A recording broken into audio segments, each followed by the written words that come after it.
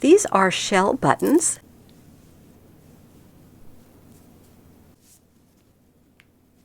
First, the top one will of course go on the waistband, and then the one right under the waistband, I don't want to be too close or too far away from the waistband.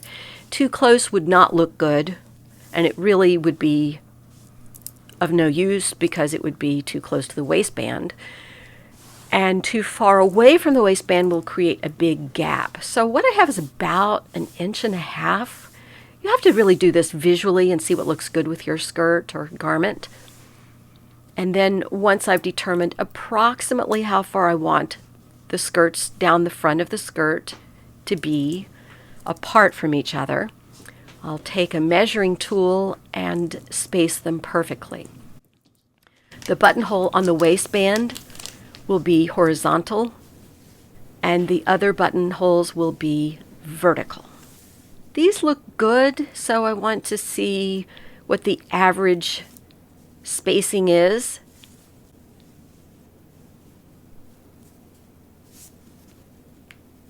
My sewing machine will sew from the top down. Well, that's depending on how I place the fabric under the bed of the machine, but I will be sewing from the top down with these buttonholes, so that's how I will pin them. I will pin the very top of the buttonhole first.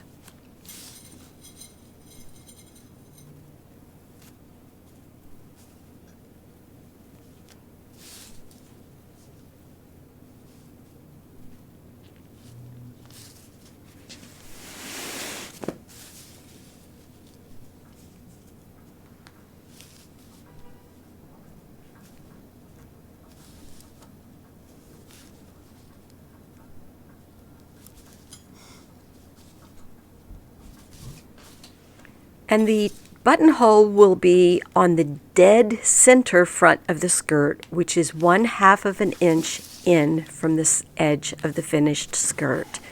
If you remember, there's a 1/2 inch extension for the buttons and buttonholes. The top buttonhole in the waistband, the edge of the buttonhole that is closest to the edge of the waistband will start 3/8 of an inch away, not 1/2 of an inch. That's because when you sew the button on and you wrap the thread around it underneath the button to make it stronger, there's a certain density there. So it wants to slide to the edge of the buttonhole, and if you started this top waistband buttonhole at 1/2 inch at the dead center, when you buttoned it, when you put the button through it and it slides shut, it would be off center. We'll go over this several times in various garments. Now, first I'm going to make a sample, and I'm folding a piece of the skirt fabric to have 3 layers to make something like the waistband, a nice dense thick fabric to make a buttonhole with, to see if I have my sizing correct, the length of the buttonhole.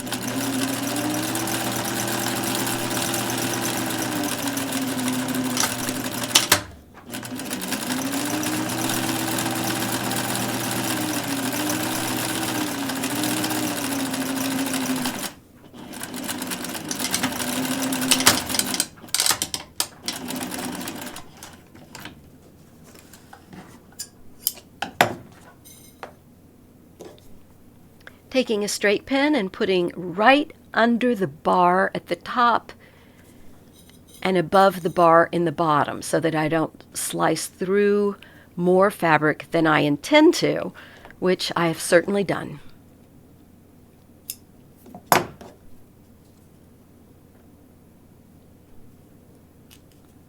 And if you're afraid of using the seam ripper, fold the buttonhole in half. Make a little snip with your scissors, especially if you have tiny scissors that get in small places, and then snip from the center to each side of the buttonhole. This is a good size, so now I can go ahead and make all my buttonholes.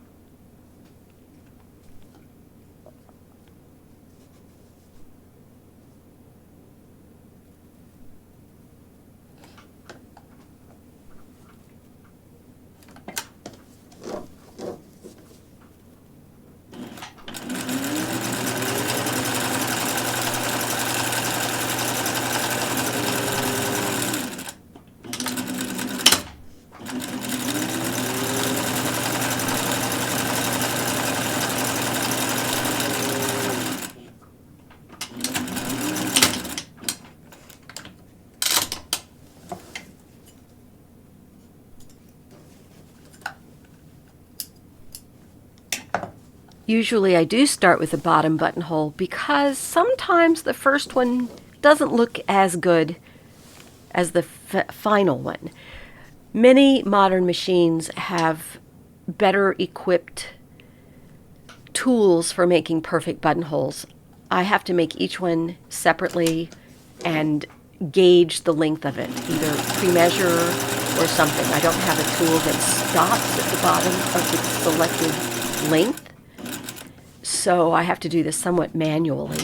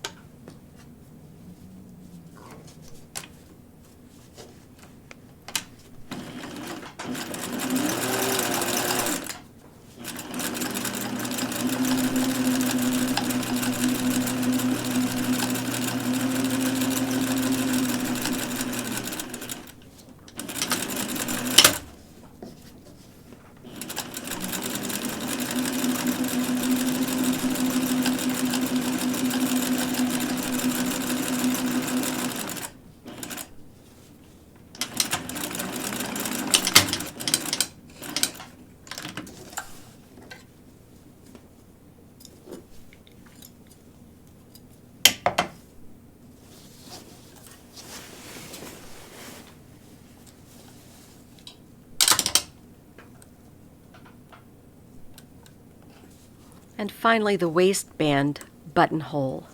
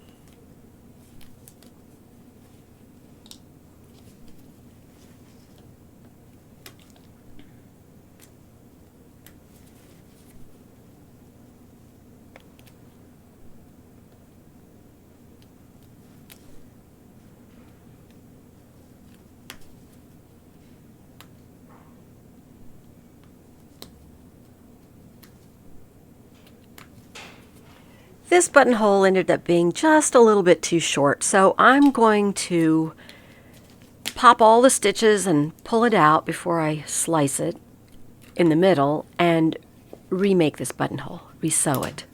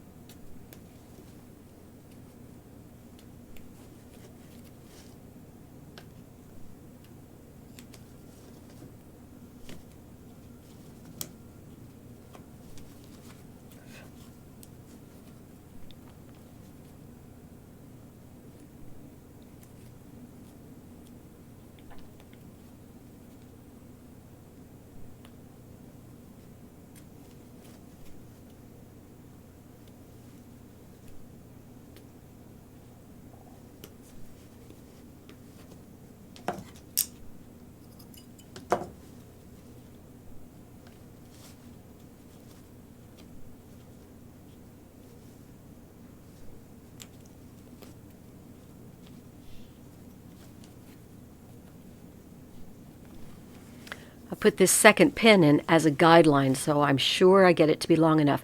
And this vertical one, as long as you start it the 3/8 from the very edge, you could make it almost as long as you wanted, and it would still slide to that edge of the skirt. You certainly don't want to make it too long, but this one, if it's too tight, it's going to be terribly annoying to get in and out of the skirt.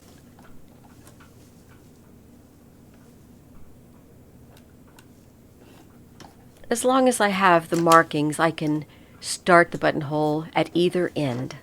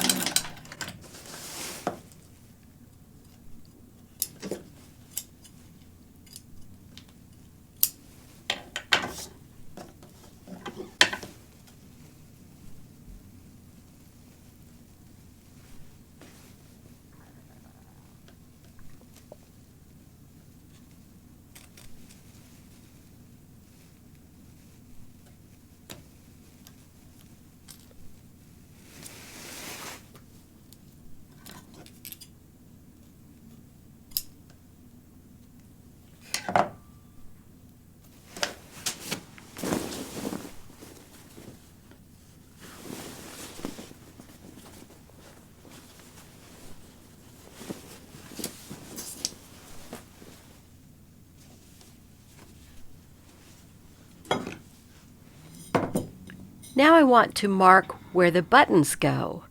And if you notice, the bottom of the skirt, both sides are aligned perfectly.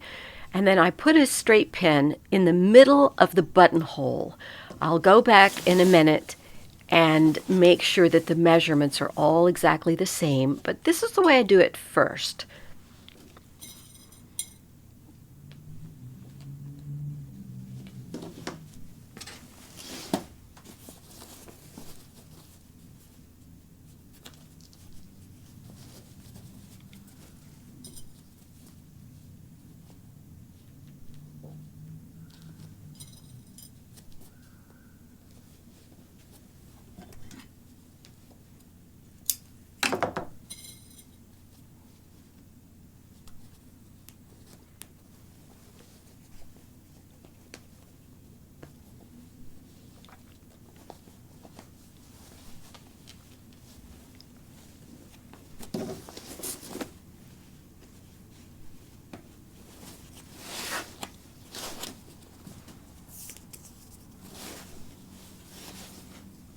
Now I already know the spacing between the buttonholes, so that's also going to be the spacing between the buttons. And they want to start or be sewn on the half inch from the very edge, which is center front.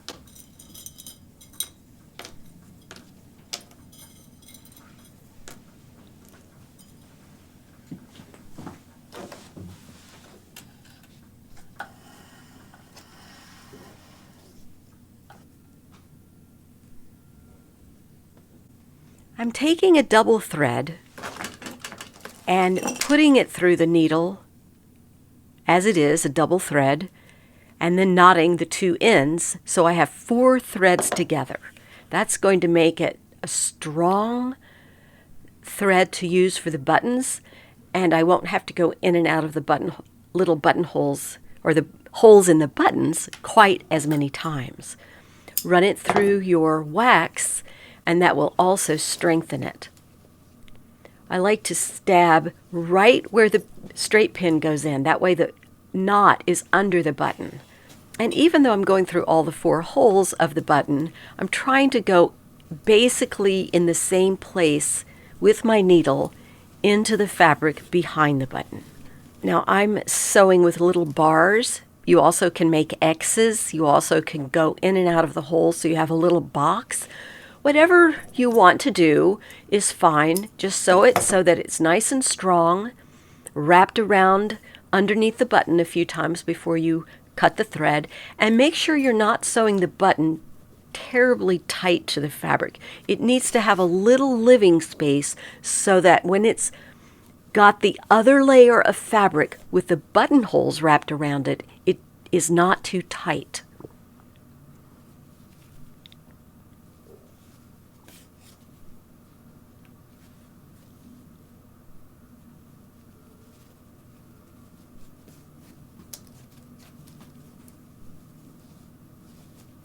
As I sew these with my right hand, my left hand, part of my hand, my fingers are under the button hole or the button area so that I can feel if I'm going all the way through the fabric. I'm trying to catch most of it and go through it in some places. The top 2 buttons, the waistband button and the one right below the waistband, are probably going to have the most stress. This is not a tight skirt, so the buttons below those top 2 will not get too much wear and tear. If something does get a lot of wear and tear, then you want to be sure to sew it on extremely well, and also extra strong.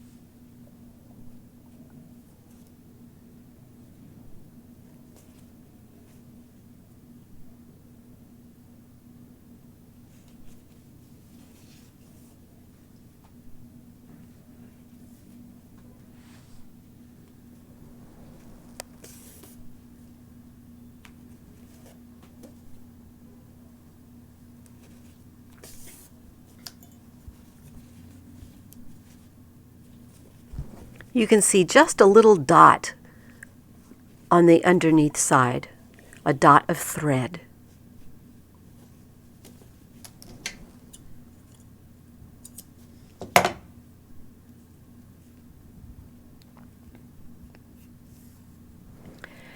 Now the button, unlike the buttonhole, is sewn directly on center front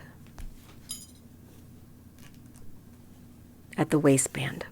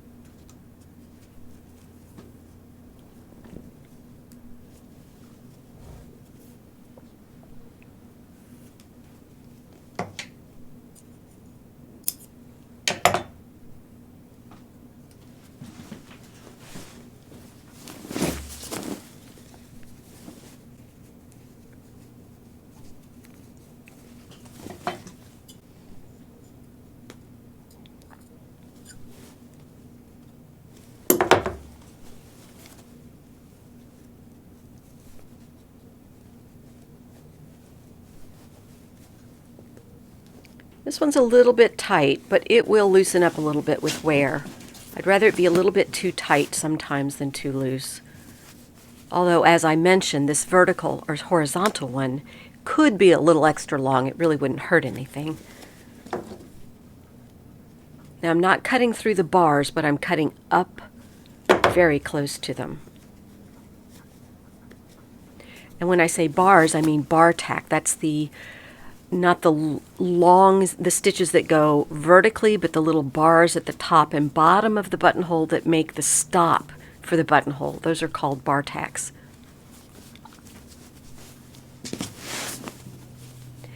And while I use a table to do most of my pressing for these lessons, a skirt this big I would normally use an ironing board for. It will make it much easier to iron it without crushing what you've already ironed.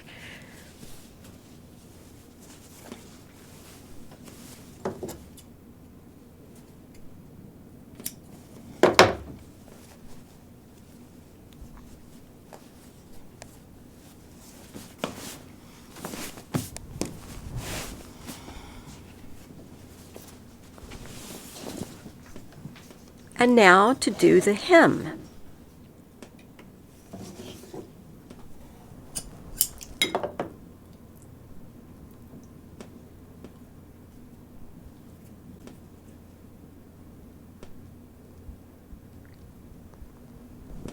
Using a single thread.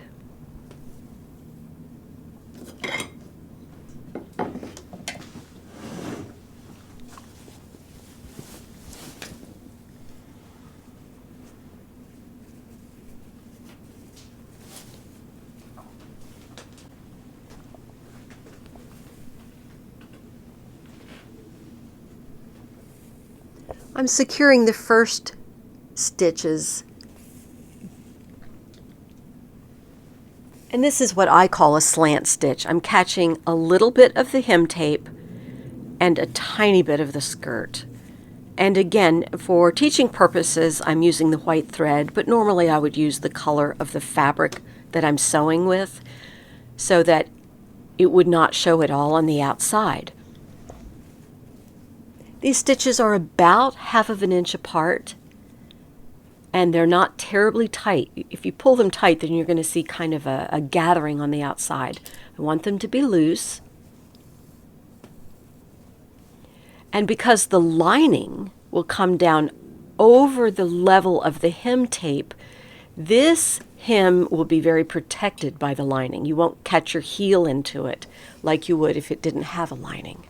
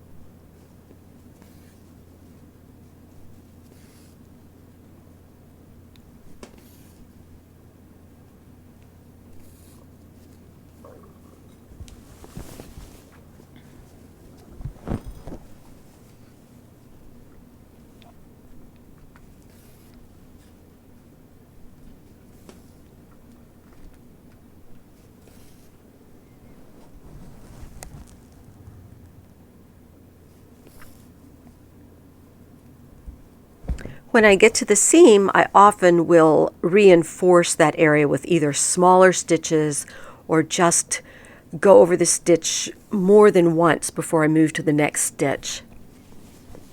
Because sewing into the seam allowance, it will never show on the outside and just gives it a little more stability.